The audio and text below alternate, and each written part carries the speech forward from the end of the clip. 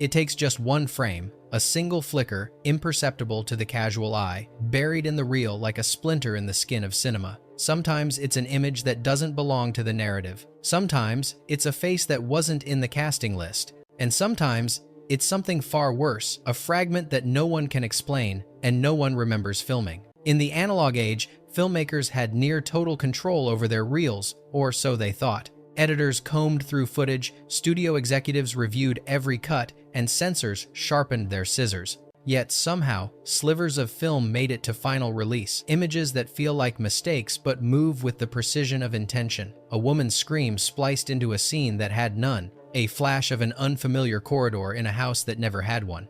A child's drawing taped to a wall that doesn't exist, and then they vanish. In subsequent releases, remastered editions, and digital copies, these fragments are gone, replaced, denied, forgotten. Some say these anomalies were just post-production mishaps. Others whisper that they were hidden signatures encrypted by editors, slipped in by disgruntled crew, or embedded with intent far more disturbing. Were they messages, warnings, accidents of paranoia? Tonight, we're stepping into the dark space between the frames, a space where reality stutters, logic cracks, and film becomes something uncomfortably alive. These are 15 films that contain brief moments no one was supposed to notice. But once you do, you can't unsee them. So ask yourself, what if a single frame can tell a truth no one was ready to see? 8mm, 1999.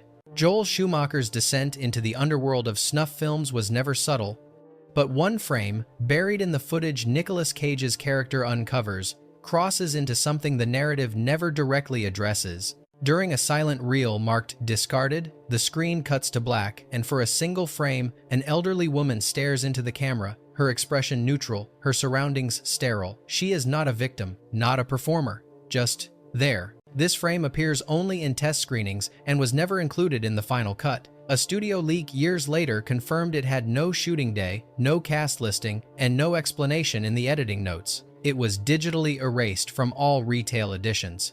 Online speculation exploded. Was she an Easter egg? A reference to another Schumacher film? Or worse, a real person caught in the crossfire of obsession and fiction? What unsettles most is her calmness. In a film full of violence and screams, she says nothing, she doesn't move, but she looks directly into the lens and by extension, into us. In a story about watching horror, was this the only moment where horror watched back? Don't Look Now, 1973.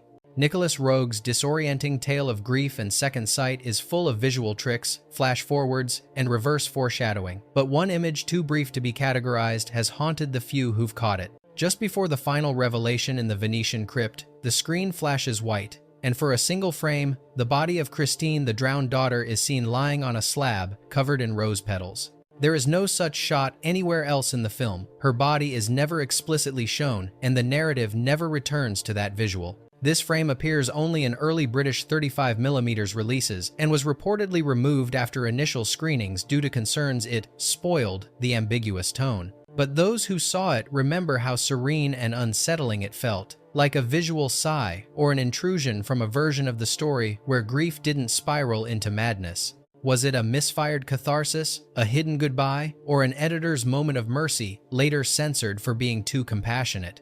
What does it mean when the most human moment in a horror film is the one no one was meant to see? Videodrome, 1983.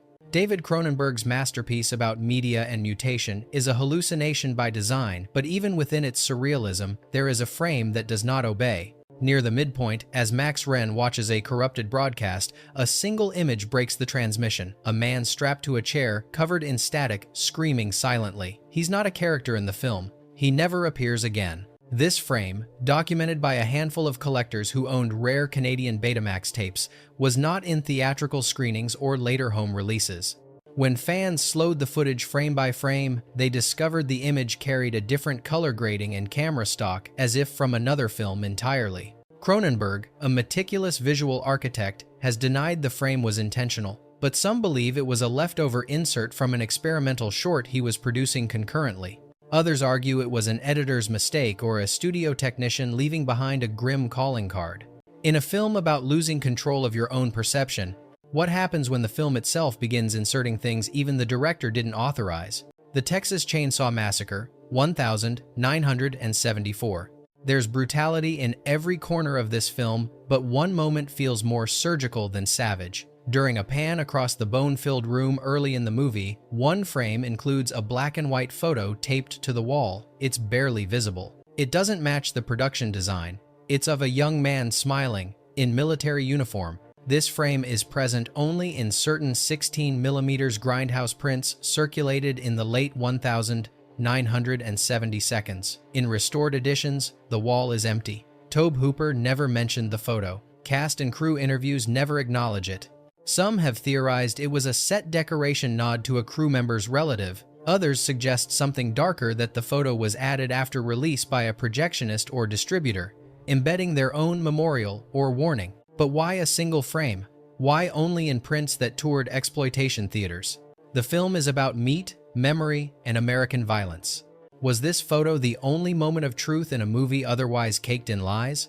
Possession 1981.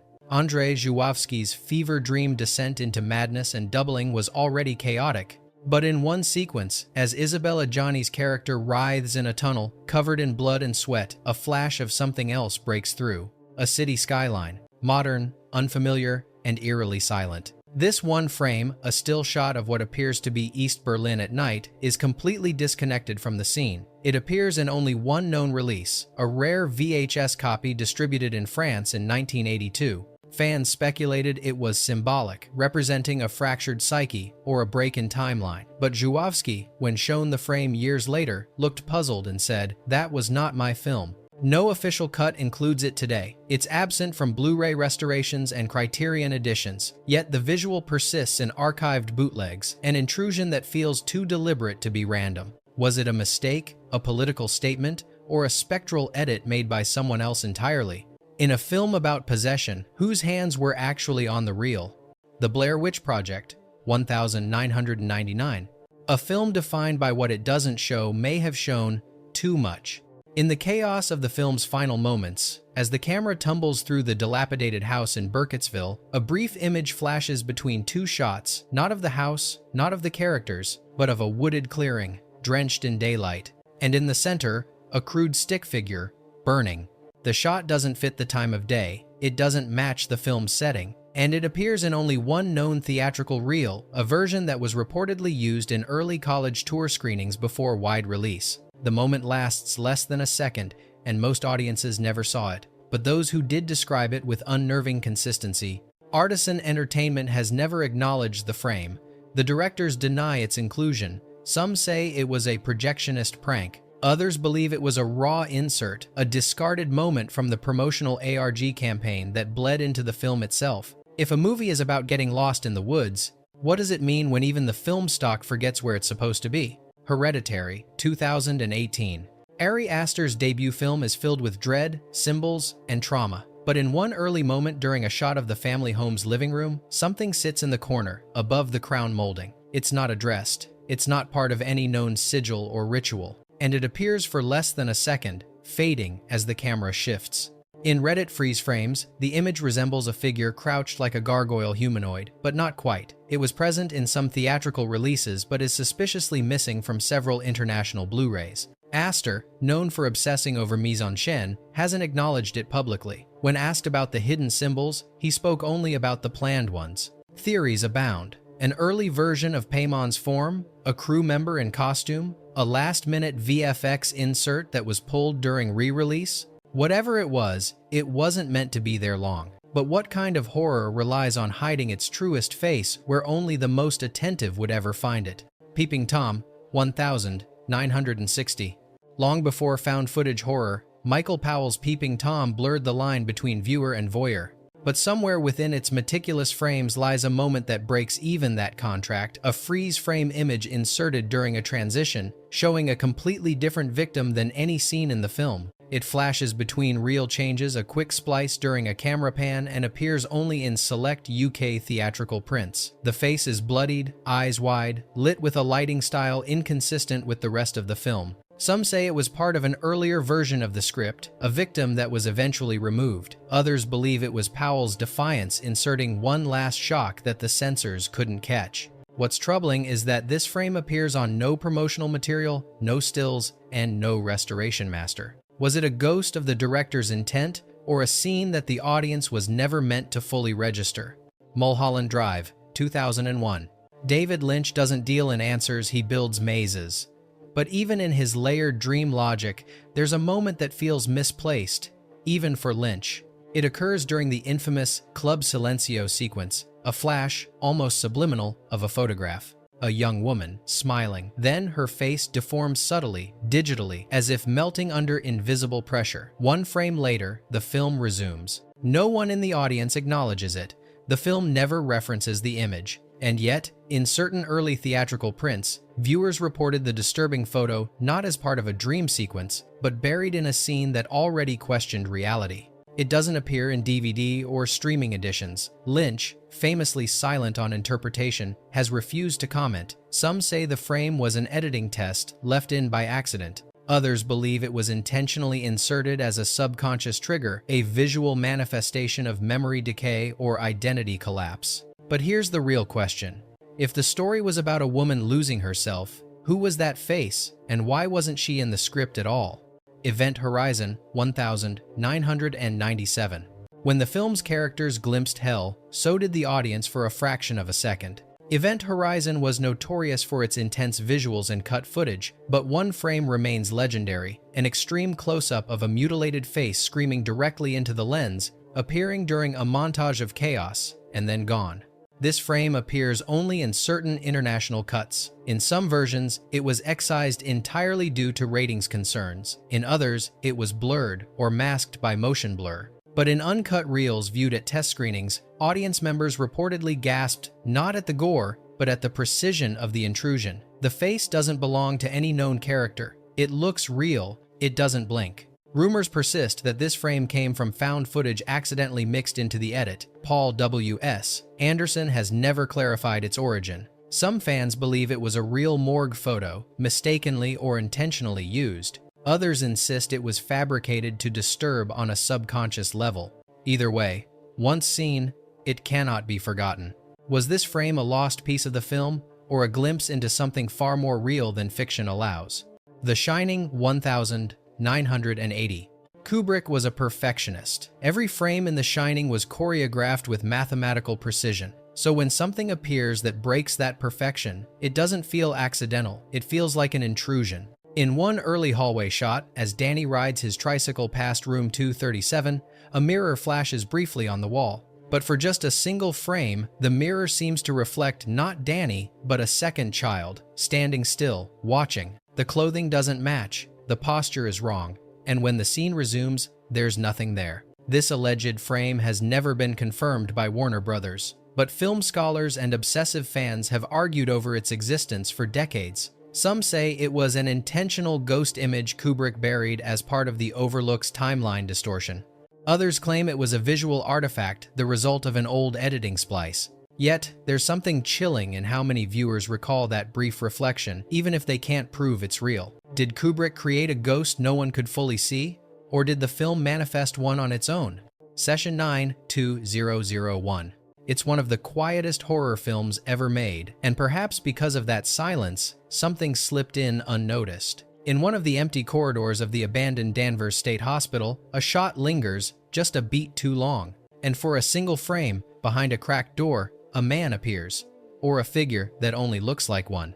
Session 9, directed by Brad Anderson, was shot on location in a real, decaying asylum, no sets, no CGI. The film thrives on psychological suggestion, environmental unease, and audio recordings that hint at a fractured mind. But what many viewers don't realize is that the original DVD release included one frame in the corridor sequence that's not in any digital version since. That frame shows something unnatural, a silhouette, slightly hunched, its eyes seemingly reflective, like caught in a flash. Fans discovered it when freeze-framing old discs, and soon it became a niche obsession in online horror forums. Was it a crew member accidentally caught, an Easter egg, or something that was never meant to be seen? When asked, the director merely responded, "Danvers had a way of adding things to your shoot you didn't plan for." Was it a glitch in the film, or a presence still lingering in the hospital long after the cameras left? Fight Club 1999. You were warned not to talk about Fight Club, but no one warned you about the frames you didn't see. Long before the final twist landed, director David Fincher had already begun to lace the film with subliminal shots. Most famously, flashes of Tyler Durden, half a second long, appearing in the background before his character is ever introduced. But there's one insertion that even Fincher hasn't publicly addressed: a single frame of a grinning man, standing naked in a doorway, his eyes locked directly into the lens. It appears between scene cuts when Edward Norton's character flips through channels in a hotel room. It lasts less than 24 frames. It's not Brad Pitt, and it's not part of the story. Some have claimed it was a leftover reel splice from another subliminal gag. Others believe it was inserted without Fincher's knowledge. Bootleg VHS copies from early screeners include it, but the shot is missing from most official releases. When fans asked about it during Q&A screenings, the production team allegedly deflected with jokes. But the image is real, the stare is deliberate, and the fact that no one claims ownership makes it feel even more intimate and more violating. Was it a joke, a dare, or something Fincher wanted us to find only if we were truly paying attention? The Ring, 2002. In a film already defined by cursed visuals, one particular frame has haunted viewers far more than the iconic well. It's not part of the cursed videotape. It's not part of the flashbacks. It's a sudden cutaway, lasting less than a second, to a decaying figure submerged in water, eyes open, mouth agape, in a setting that doesn't match anything else in the film. The Ring, Gore Verbinski's chilling remake of the Japanese Ringu, was praised for its atmospheric dread and fragmented storytelling. But in the 2002 theatrical release, some audiences reported a phantom insert, a blink and miss. It's shot during a scene where Rachel researches the tape's origin. It never reappears in any Blu-ray or streaming version. No editor has confirmed its existence. No frame grabs have surfaced that aren't blurry or ambiguous. And yet, online discussion boards from 2003 to 2006 are littered with references to the drowned girl in the wrong room. Some even recall specific sound design cues, a wet, sucking gasp that accompanied it. Was it a subliminal trick, a corrupted reel, or a creative choice someone later regretted? Whatever it was, it doesn't exist anymore, at least not officially. But if no one admits it was there, why do so many people remember it? The Exorcist 3, 1990. You blink, and she's already there, standing at the edge of the hallway, her face shrouded in gauze, moving faster than human motion should allow. In a film known for its deliberate pacing, one frame moved like a glitch in the Matrix, unsettling, sudden, and unexplained. The Exorcist 3, directed by William Peter Blatty, is a slow-burning psychological descent more restrained than its predecessor, but arguably more cerebral. Yet buried within a chilling hospital corridor scene is a moment that no one, not even longtime fans, can agree on. A ghostly nurse figure appears for only a fraction of a second, not in the long-take scare that made the scene famous, but earlier during a quiet pan, she's motionless, until she isn't. This fragment only appears in early theatrical reels. It's absent from remastered editions, and even director commentaries skip over it entirely. Online forums have obsessed over it for years, with some suggesting it was an early insert later pulled for pacing. Others claim it was never there, a case of collective hallucination caused by the film's psychological intensity.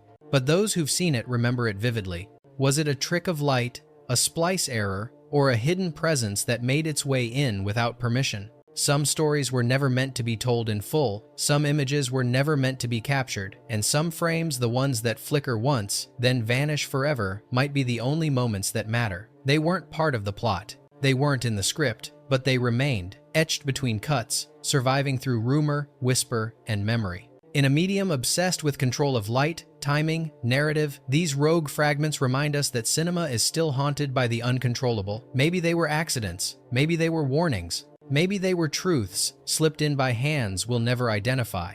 But one question remains.